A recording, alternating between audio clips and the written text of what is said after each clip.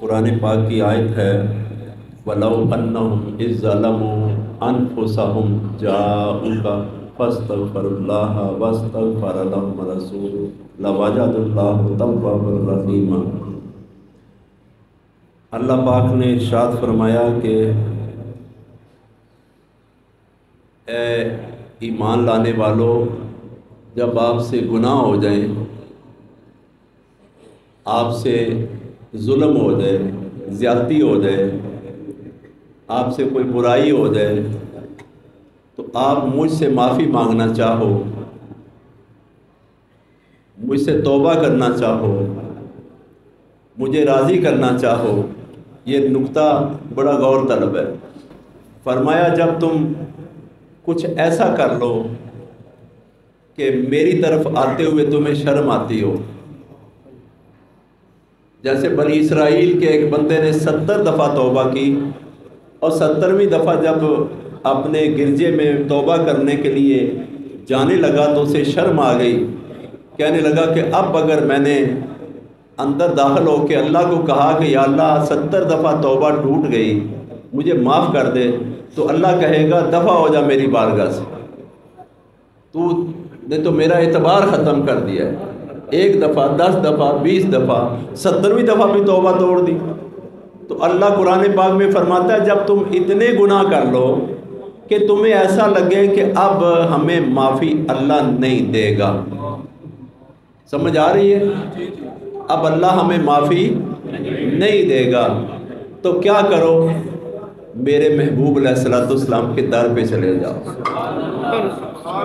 چادر لی ہوئی ہے، چھوٹا سا پلہ اٹھا کے اندر چلے جاؤ، میرے محبوب کی چادر میں چھپ جاؤ، مدینے کی حد کے اندر چلے جاؤ، جاؤ کا فاستغفر اللہ۔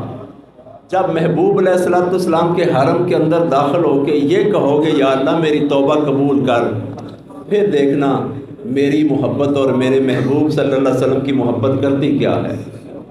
اے ایسے بندے جس کی یہ حالت ہے کہ تو سمجھتا ہے کہ اب مجھے معافی کا کوئی رستہ نہیں رہا، تو محبوب علیہ السلام کے در پہ چلا جا، فاستغفر اللہ، اللہ سے توبہ کر، واستغفر لہم الرسول، پھر میرے محبوب علیہ السلام تیری استغفار کو سن لیں اور وہ بھی کہیں کہ یا اللہ اب دیکھ تو صحیح آیا کدھر ہے، اب تو میرے حرم میں آ گیا ہے۔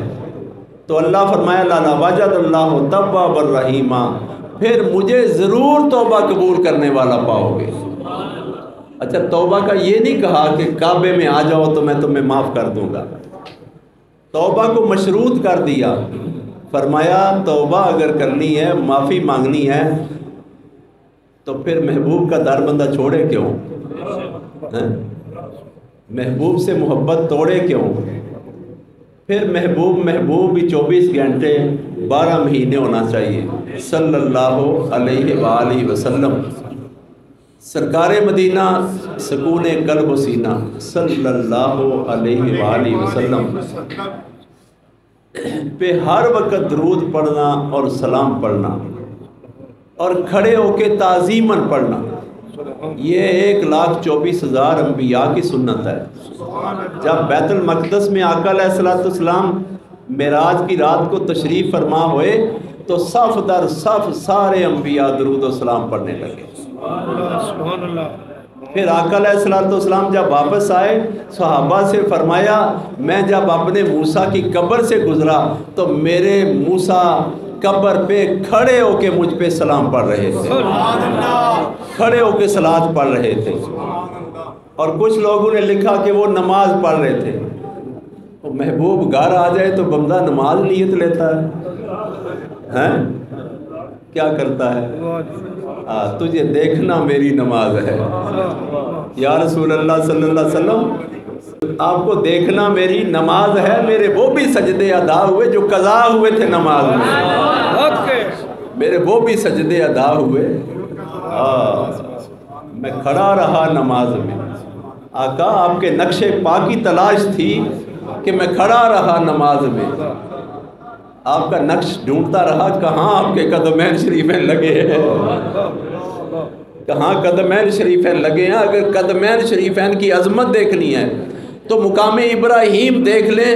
وہاں اللہ نے خود حکم دیا کہ جس میں ابراہیم علیہ السلام کے قدمین شریفین پوست ہیں، نشان موجود ہیں، نماز میری کے لیے مصلی وہاں بچایا کرو.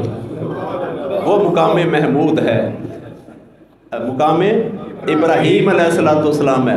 اور اس کو عزت اور عظمت صحابہ سے پتہ چلا کہ اس کے اوپر کھڑے ہو کے حضرت ابراہیم علیہ السلام نے فرمایا تھا یا اللہ اب تو محبوب کو بھیج دے، اب تو محبوب کو بھیج دے. اور وہ تو محبوب ہی ایسے ہیں جدھر جدھر نگاہ کرتے ہیں سینے میل صاف کر دیتے ہیں. وَيُزَكِّهِمْ، وہ تزکیہ نفس کر دیتے ہیں. ان کی ایک نگاہ کا کمال ہے، میری زندگی کا سوال ہے.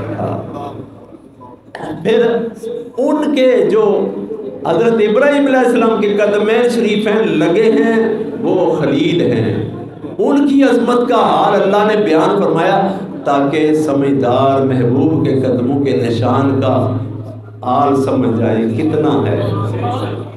نبی علیہ السلام جس کو معاف کر دیں اللہ نے فرمایا میں نے معاف کیا، جس کو وہ معاف نہ کرے میں نے اسے معاف نہیں کیا.